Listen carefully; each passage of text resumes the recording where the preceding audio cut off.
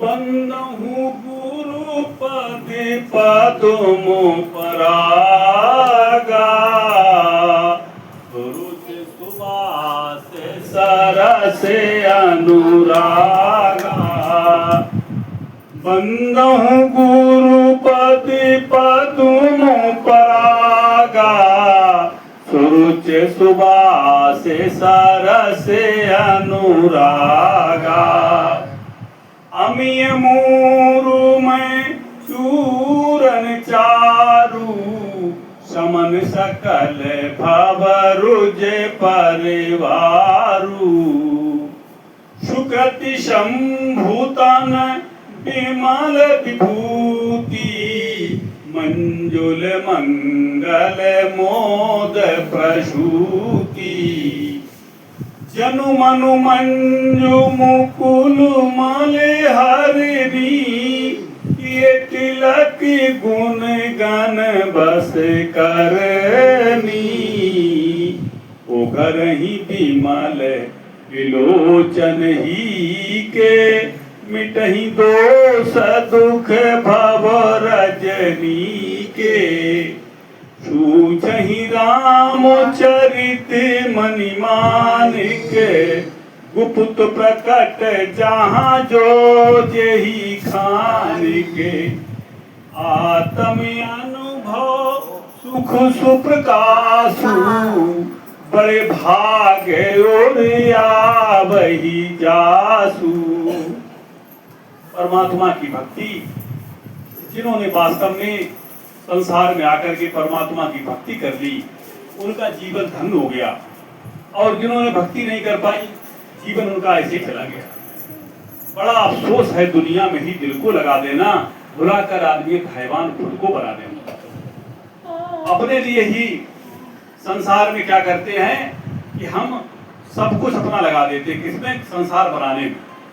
और एक दिन सबका छूट चला जाता है। इसलिए कहा जाता है कि जिन्होंने संसार में आकर के और परमात्मा की भक्ति कर ली, उन्होंने सब कुछ पा लिया। यथार्थ ज्ञान को जिन्होंने समझा, वास्तविक ज्ञान को समझा और वास्तविक ज्ञान को समझ करके जो चले, उन्होंने परमात्मा को पा लिया। और जिन्होंने वास्तविक ज्ञान नहीं समझा, उनका जीवन यूं ही चला गया। इसको साफ साफ भगवान कृष्ण का विध पूर्वक और अविध पूर्वक। हे अर्जुन, जो मुझे अविध पूर्वक भजते हैं, वो यत्न करते हुए भी मुझे प्राप्त नहीं होते हैं। इसलिए विध जानना जरूरी है। विध क्या है? अपनी आत्मा को जान करके भजन करना, ये विध वाला भजन। और बिना विध के अपने मन के मते अनेक। उनका देवताओं को पूजने वाले देवताओं को प्राप्त होते हैं, भूतों को पूजने वाले भूतों को प्राप्त होते हैं, पितरों को पूजने वाले पितरों को प्राप्त होते हैं, लेकिन मेरे भक्त मुझे प्राप्त होते हैं। जो वास्तव में अपनी आत्मा को जान करके भजन करता है, वो वास्तव में भगवान कृष्ण का जो रास्ता है, जो मार्ग दिया है उन्होंने, उसका पालन करता है। और जब महापुरुष के अवतारी सत्ता का जो पालन करता है, वो कोई भक्त होता है। एक पिता के विपुल कुमारा, होय पृथक गुण शील चारा। कोई तापस, कोई पंडित ज्ञाता, कोई धनवंत सूर, कोई दाता। जब जब पिता प्रिय सम हुई, सभी पुत्रों को बराबर उसको प्रेम होता है। हमारे बच्चे हैं, लेकिन एक पुत्र वो है जो सब भाग से सबसे, न उसके पास बुद्धि है न ज्यादा वो है, एक दीनहीन है। और लेकिन है कि होता क्या है कि वो अपने पिता की सेवा खूब करता है। जब वो सेवा करता है तो पिता के पास समदृष्टि होती है, हमारे सभी पुत्र हैं। लेकिन जो उसके मन वचन कर्म से उस पिता की बात मान करके चलता है, तो पिता का अनायास उसके प्रति प्रेम ज्यादा बढ़ जाता है। ये बिल्कुल सत्य बात है कि जिसका जिससे ज्यादा प्रेम होता है, भाई जो आदेश को मानता है उसके प्रति हमें अपने आप प्रेम हो जाता है। अगर किसी ने कहा कि ये पालन कर लो आदेश का, तो उसने कर लिया तो हमें खुशी मिलती है। अगर आपने कह दिया अपने बच्चे से कि बेटा ऐसा करके आना, वो करके आया तो उन्हें बताया हमने कर लिया, तो आपको खुशी मिलती है। हम आदेश का पालन न करें और हम अपने मन की पूजा करने लगे, तो उस पूजा से कुछ होने वाला नहीं। इसलिए जीवन में जगह जो का बहुत होशियार लुटाए गए, बड़े बड़े होशियार कायम थक जाते हैं, केवल लुट जाते हैं कि वो अपनी चाल अलग से चलने लगते हैं। इसीलिए कहा जाता है गुरु बिन भौरे तरह न कोई, जो ग्रंथ शंकर सम होई, कि जो वास्तव में अपने एक गुरु को कर लेते हैं, गुरु की बात मानते हैं, तो उनका कल्याण होता। राम कृष्ण से को बड़ो तिलहु ने गुरु की, तीन लोग के बेधनी गुरा के अधीन। उन्होंने भी गुरु किए। भगवान कृष्ण के गुरु संदीपनी थे और इसके बाद में विश्वामित्र हुए। भगवान राम के वशिष्ठ गुरु कुलगुरु थे और बाद में भगवान कृष्ण के पहले संदीपनी थे, उनके बाद दुर्वासा ऋषि हुए और इनके भगवान राम के पहले वो थे कुलगुरु थे वशिष्ठ गुरु, और जो आत्मा का ज्ञान कराने वाले थे वो विश्वामित्र जी थे। तो देखिए, जिन पाया तिन गुरन से, जिन्होंने पाया इस ज्ञान को, उन्होंने अपने अपने गुरुओं से पाया। गुरु के द्वारा जो मार्ग दिया गया, जो रास्ता दिया गया, उसमें थोड़ा भी हम करने लगे तो हमारा फूल जैसा खिलता चला जाता। जिस घर में ये सत्य ज्ञान पहुंच जाता और अगर उस पूरे घर के 4 मेंबर, 7 मेंबर, 5 मेंबर हैं, उसमें एक भी अगर भजन करता है तो उस घर में अपने आप उसका उजाला रहता है। आत्म तत्व का प्रकाश जिस घर में फैल जाता है, उस घर के अंदर दुख दरिद्रता अपने आप दूर होती है। उसका एक सबसे बड़ा कारण कि वो आत्मा इतनी तेजस्वी बनती है, उसके अंदर तेज होता है। जैसे राजा हरिश्चंद्र शमशान घाट पहुंचे, और जब शमशान घाट पहुंचे तो क्या था कि पहला दिन जब उनका था, जब उनको वो बेच दिया गया राज, वो कहानी बड़ी कहानी है कि जब उनको विश्वामित्र जी ने बेच दिया उन्हें, तो जब डोम के यहाँ बेचा तो उसके बाद उन्होंने डोम ने क्या किया कि उनकी ड्यूटी में शमशान में लगा दी कि जो कोई मुर्दा आए उस पर अपना सर का टका लेना और मुर्दा चलाने देना। उसने कहा ठीक, और कहा कि आप वहीं रहना शमशान पे ही। तो राजा हरिश्चंद्र पहला दिन था शमशान पे ही लेटे थे, शमशान में ही लेटे थे। इसके बाद क्या हुआ कि तमाम प्रेत आत्माएं वहां पे आई, वो आकर के उनको दूर दूर से डरवाने लगी, भयावह आवाजें करने लगी। राजा हरिश्चंद्र उठ के बैठे। राजा हरिश्चंद्र बोले, देखो हमें यहीं पे रहना है और तुम लोग यहीं रहते हो, तो इसलिए ऐसा कर लो कि तुम लोग मेरे पास आ जाओ, अपने आपस में बैठेंगे, हमारे पास बैठो, अगर तुम भी, हम भी रह रहे, तुम भी रहो। तो उन प्रेत आत्माओं ने आवाज दी कि महाराज, बोले मैं तुम्हारे पास नहीं आ पा रहा, तुम्हारे पास आने से हम जलने लगते हैं। तब राजा हरिश्चंद्र ने कहा कि जब तुम मेरे पास आने से जलने लगते हो तो फिर क्यों चिल्ला रहे हो, फिर से शांत रहो। वो समझ गए ये कुछ नहीं कर पाएंगे। इसी तरह से तुलसीदास जी ने रामचरितमानस दिया है कि उन्होंने प्रेत को सिद्ध किया था। जब उन्होंने प्रेत को सिद्ध किया तो तुलसीदास जी कहते थे प्रेत से मेरे पास आके बैठो आके, और प्रेत भाग रहा था। जैसे ही वो बढ़ते तो वो पीछे हट जाता था। तुलसीदास जी ने बोले हमने तुम्हारी साधना की, तुमको हमको सिद्ध किया। ये रामचरितमानस में पहले ही शुरुआत में कहा, तुमने हमने तुम्हें सिद्ध किया और तुम जो है भाग रहे। तो उन्होंने कहा कि महाराज, हम तुम्हारे पास जैसे ही आते हैं वैसे जलने लगते हैं। ये है तेज, उसका व्यक्ति का व्यक्तित्व होता, उसका स्वयं का तेज होता। इसी को हनुमान चालीसा में कहा कि आपन तेज संहारो आपन, तीनों लोग हंस से कापन। संभालना क्या है? अपने तेज को ही तो संभालना है। जिसने अपने तेज को संभाल लिया वो तेजो में हो गया। आपन तेज संहारो आपन, तीनों लोग हंस से कापे। अपने तेज को जो जान गया वो यथार्थ में जान गया, और जिसने अपने तेज को नहीं जान पाया वो समझ नहीं पाया अपने तेज। शंकर सहज स्वरूप संभाला, लाग समाधि खंड पारा। शंकर जी ने अपने स्वरूप को संभाला, अखंड समाधि चले गए। यही स्वरूप को जानने की विधि हमारी आपकी सबके लिए है कि अगर हम अपने स्वरूप को जान जाएं तो वास्तव हमारा कल्याण होगा।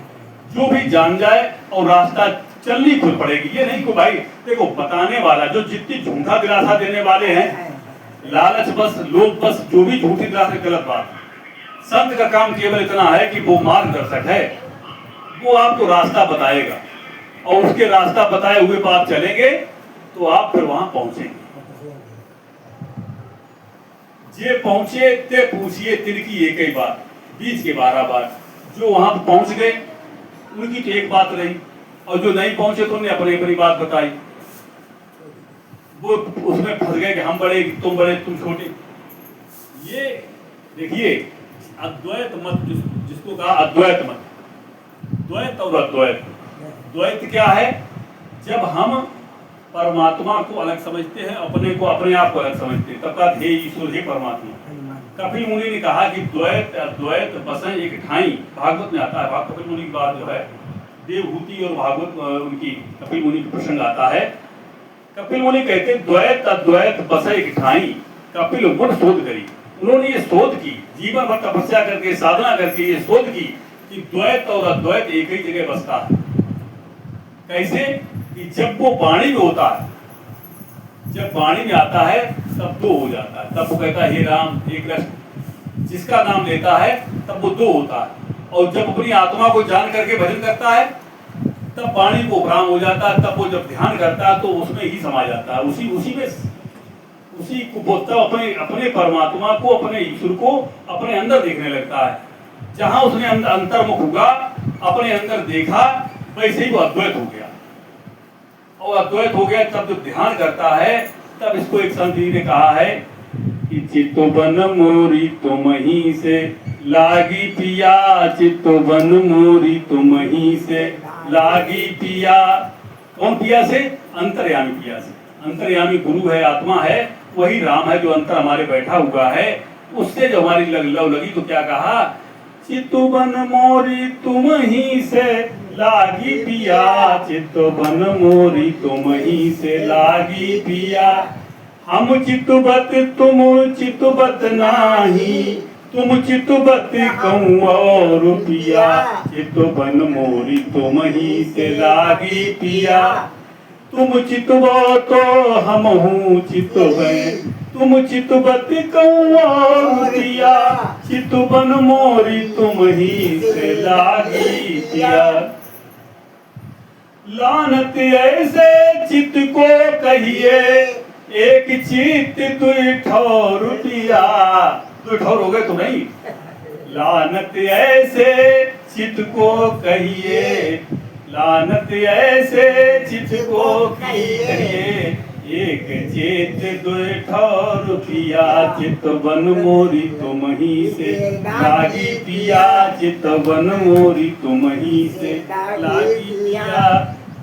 चितुबत चितुबत कीटक हो गई, चितुबत चितुबत कीटक हो गई, जैसे चांद चकोर पिया।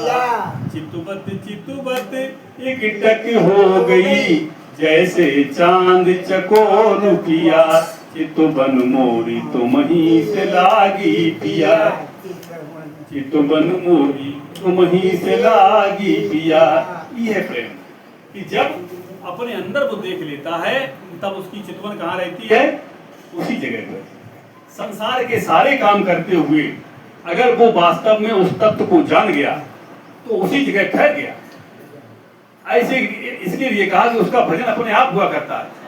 आत्म अनुभव सूक्ष्म प्रकाश। जो इस आत्म ज्ञान की विद्या को जान जाता है वास्तव में वो सच्चा प्रेमी होता है। उसका सबसे प्रेम होता है, वो कभी किसी से प्रेम नहीं करता। प्रेम क्यों होता है कि उस प्रेम की दरगाह पहुंचता है। सच्चा प्रेम परमात्मा के घर में ही तो प्रेम है। जो निज घर में पहुंचता है वो प्रेम के घर में पहुंचता है। उसने प्रेम को समझा कि प्रेम क्या है। जब बंद की आंखें तो देख ली तस्वीर यार की, दिन भर काम करते रहे, भटकते रहे सब कुछ, लेकिन जहां याद की आंखें बंद की तो उसी के पास तो पहुंच गए। राजा जनक जी के पास वेद व्यास जी ने अपने पुत्र को भेजा। जैसे ये बात इसलिए कही जाती है, लोग कहते हैं हमारे पास बहुत काम है, संसार काम, तमाम काम को कहते हुए कि मेरे पास इतने काम है कि टाइम ही नहीं मिलता, हमें समय नहीं मिलता भजन करने के लिए। तो क्या हुआ कि एक बार की बात है कि वेद व्यास जी ने अपने पुत्र